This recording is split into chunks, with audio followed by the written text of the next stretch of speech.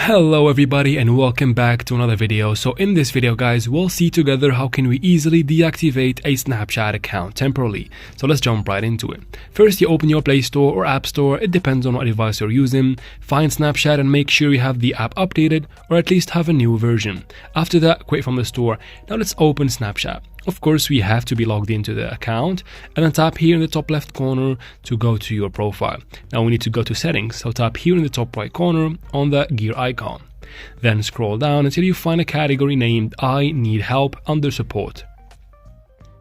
Once the page loads up, you need to tap on the search box in the top and then find delete my account and tap on it. Once this page loads up again, tap on Snapchat accounts portal right here. Now you will need to log into your account in this page and then tap on next.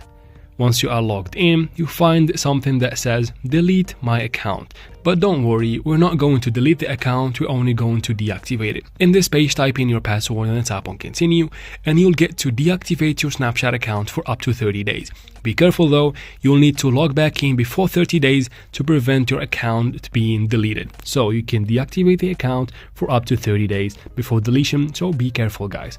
I hope this video was helpful. If it was, please like and comment down below.